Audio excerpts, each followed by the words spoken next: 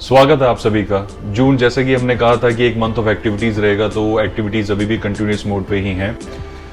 Switzerland ने recent announcement की है, रिसेंट मतलब 3-4 दिन हो गए इन बातों को, कि जिसमें उन्होंने कहा है कि आप आ सकते हैं और हमारे यहाँ पे इंडिया में टूरिस्ट वीज़ा एप्लीकेशन सेंटर्स पे जाके अपनी एप्लीकेशन ले सकते हैं, अपॉइंटमेंट ले सकते हैं। तो जिसका मतलब ये है कि अगर स्विट्जरलैंड में आप जाना चाह रहे थे तो tourist visa as of now उन्होंने अनाउंस किया है कि ओपन है।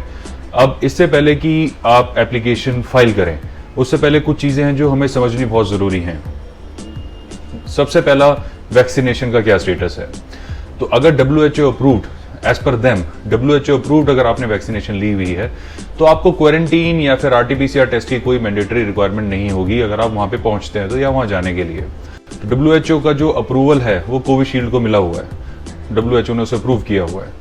तो यानी अगर आपने कोविशील्ड लगवाई हुई है, उसके सर्टिफिकेट्स आपके पास हैं, तो सिनारियो में आपको वहाँ पे क्वारंटीन या फिर RT-PCR का टेस्ट नहीं देना पड़ेगा, as per this details, as per these statements, right. और अगर आपने कोवैक्सीन लगवाई हुई है तो भी कोई प्रॉब्लम नहीं है, बस उस केस में आपको RT-PCR टेस्ट जो है वो देना होगा, जो कंडीशन है उसको भी एक्सेप्ट करना होगा। यानी कोवैक्सीन अगर आपने लगाई है तो आप जा तो तभी सकते हैं, लेकिन आपको वहाँ पे क्वारंटीन भी लेना पड़ सकता है।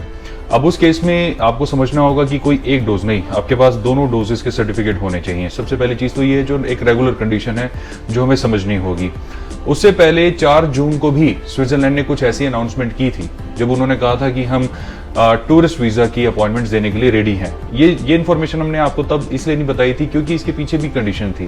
कंडीशन क्या थी कि एक्सेप्शनल केसेस में, यानी आपको पहले एम्बेसी को मेल करना होगा और एम्बेसी उसको अप्रूवल दे, उसके बाद जाके आपको अपॉइंटमेंट मिलेगी, राइट। तो यहाँ पर ऐसा नहीं है कि आपको कोई पहले से अप्रूवल लेना है या फिर आपको उनसे कोई कंफर्मेशन लेनी है। लेकिन स्विट्जरलैंड का वीज़ा अप्लाई करने से पहले आपको समझना होगा, स्विट्जरलैंड एक बहुत महंगा देश है।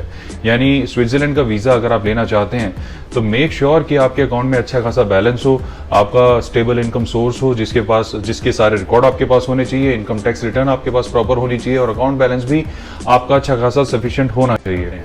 तो कुछ कैलकुलेशन हम लोग ऐसे करते हैं, जब कोई भी प्रोफाइल हमारे पास आती है किसी भी वीज़ा के लिए, तो उसको थॉरली चेक करना, जस्ट मेक श्योर किसी भी तरीके से कोई लूप होल ना रह जाए जिसकी वजह से रिजल्ट नेगेटिव आ जाए। तो आप सारी चीज़ें कैलकुलेट करें, अच्छे से देखें कि भी आप अगर स्विट्जरलैंड जाते हैं तो क्या आप वीज़ा काउंसलर को कन्विंस कर सकते हैं कि ऐसे कोरोना के टाइम में आप स्विट्जरलैंड क्यों घूमने जा रहे हैं।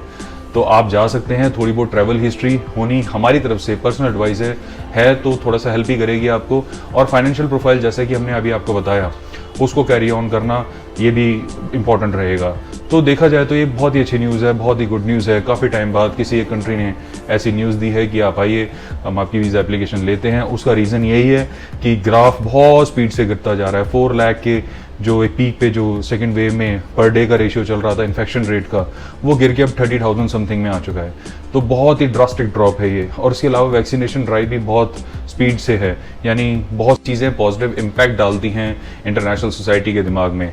आने वाले समय में और भी काफ़ी सारी कंट्रीज़ हैं जो ओपन होने वाली हैं, जिसका हमने आपको पुरानी वीडियोज़ में बताया था। तो मुझे उम्मीद है अगर आप स्विट्जरलैंड जाना चाह रहे थे तो ये सारी चीज़ों का ध्यान रख के ही आप अपनी एप्लीकेशन आगे फॉरवर्ड करें। इसके लिए अगर आप हमारी हेल्प चाहते हैं तो डेफिनेटली आप हमें भी कॉन्टैक्ट कर सकते हैं।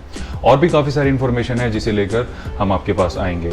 अपना समय देने के लिए धन्यवाद। आपका दिन शुभ रहे, अपना ध्यान रखें। Bye bye.